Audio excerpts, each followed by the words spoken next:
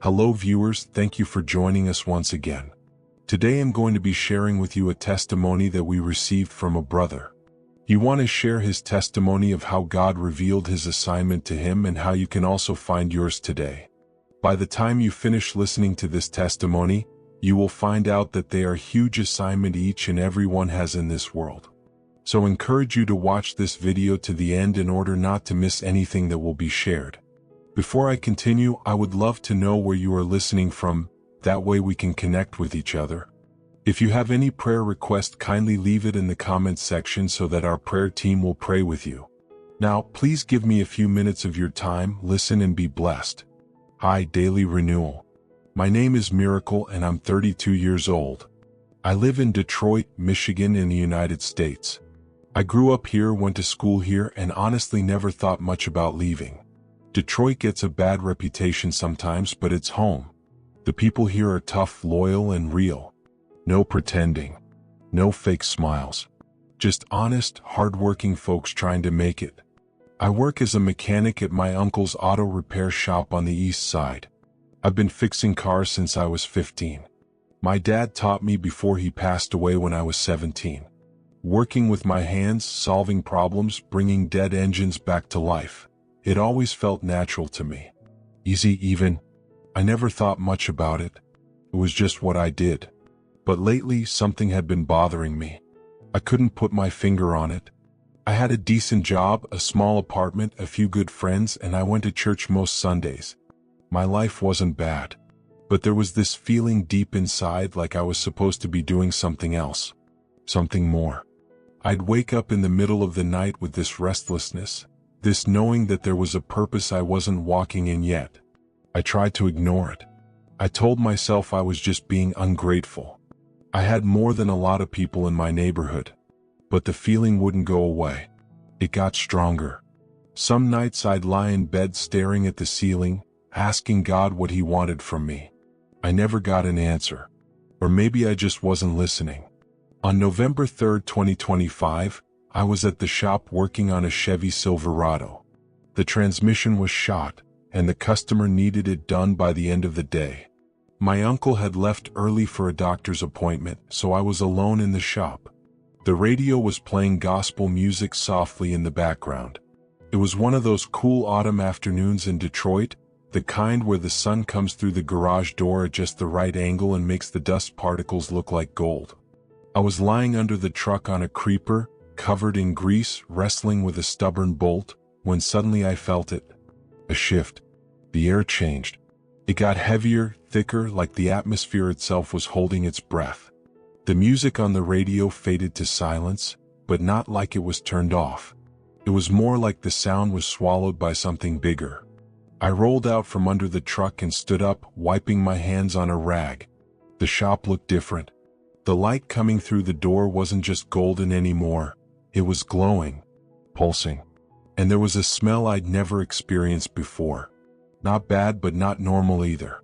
It was like fresh rain mixed with something sweet like honey or flowers, but stronger, cleaner.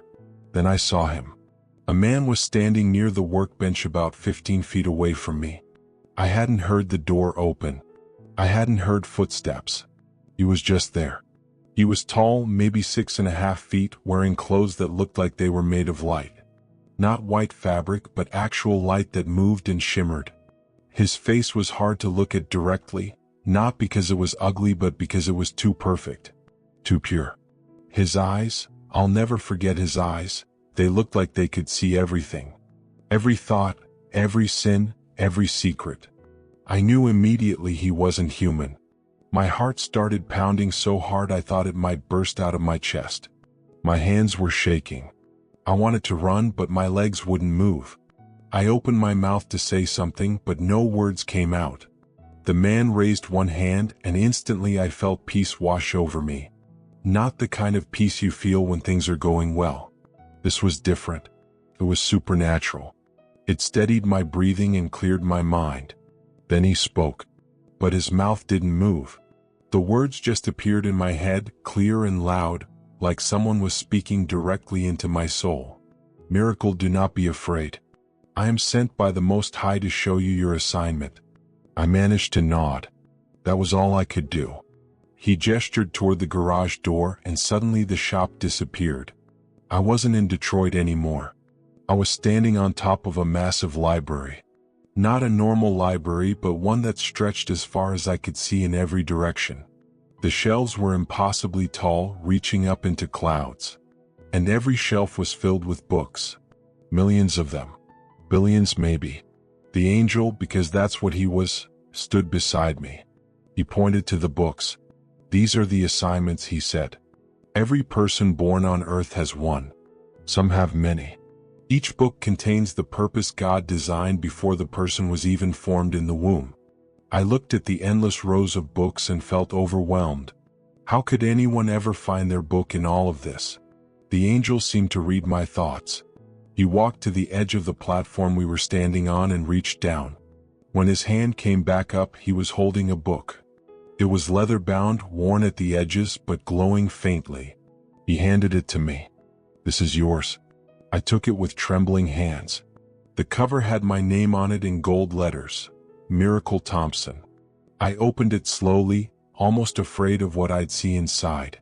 The pages were filled with words, images, and scenes that moved like videos. I saw myself as a child working on cars with my dad. I saw myself at 15 fixing my first engine. I saw myself at the shop helping customers, teaching younger guys how to diagnose problems. But then the scenes changed. I saw myself teaching. Not about cars, but about life. About purpose. I saw myself standing in front of groups of young men, talking to them about finding their assignment. I saw myself in community centers, in churches, in prisons, speaking to people who felt lost and forgotten. I saw myself writing, creating content, helping people discover what they were born to do. The scenes kept coming. I saw myself mentoring kids who didn't have fathers. I saw myself starting programs to teach trades to teenagers in the neighborhood. I saw myself connecting people to resources, to opportunities, to hope. And in every scene, I wasn't doing it alone. There was a presence with me. A power. The Holy Spirit. The angel's voice returned. "You were not born just to fix cars, Miracle. You were born to fix broken lives. You were born to help the fatherless find direction. You were born to awaken others to their assignments. The burden you feel is not dissatisfaction. It is your calling announcing itself. You have ignored it long enough." I felt tears running down my face. I hadn't cried in years, but I couldn't stop. Everything I'd been feeling for the past 2 years suddenly made sense. The restlessness, the knowing, the burden for young men in my city who were lost and angry and without guidance. I'd felt it but pushed it down because I didn't think I was qualified. I didn't have a degree. I wasn't a pastor. I was just a mechanic. The angel turned the pages of the book and I saw more. I saw the people I would impact. Faces I didn't recognize yet. Young men who would go on to become leaders, fathers, businessmen, pastors. I saw chains breaking. I saw families restored. I saw a ripple effect that went far beyond anything I could have imagined. But then the angel showed me something else. He turned to a section near the end of the book. The pages were blank. "This is what happens if you refuse," he said. "If you ignore the call, these pages remain empty. These lives remain unchanged. These destinies remain unfulfilled. God will not force you, but He is calling you." I looked at those blank pages and felt a weight I can't describe. It wasn't guilt. It was responsibility. A holy responsibility. I realized in that moment that my life wasn't just about me. It never had been. Every gift, every skill, every experience, it was all preparation for something bigger. The angel closed the book and handed it back to me. "You have been equipped. You have the burden. You have the gift. Now you must choose to obey. Go back and begin. Start small. Teach one. Mentor one. Speak to one. And watch how God multiplies it." Before I could respond, the library disappeared. I was back in the shop, standing in the same spot, holding the greasy rag in my hand. The radio was playing again. The sun was still coming through the door at the same angle. But I was different. I looked around, half expecting to still see the angel, but he was gone. The book was gone too. But the memory of what I'd seen, what I'd been shown, that was burned into my mind. I couldn't forget it if I tried. I sat down on an old tire and just breathed. My hands were still shaking. My mind was racing. I felt overwhelmed, excited, terrified, and hopeful all at the same time. I didn't know where to start. I didn't know how to transition from mechanic to mentor, from fixing engines to fixing lives. But I knew one thing: I couldn't ignore this. I pulled out my phone and opened my notes app. I started writing down everything I remembered from the vision. The library, the book, the scenes, the blank pages. I wrote until my fingers cramped. Then I prayed. I didn't pray fancy words. I just talked to God like He was sitting right there with me. God, I don't know how to do this. I don't know where to start.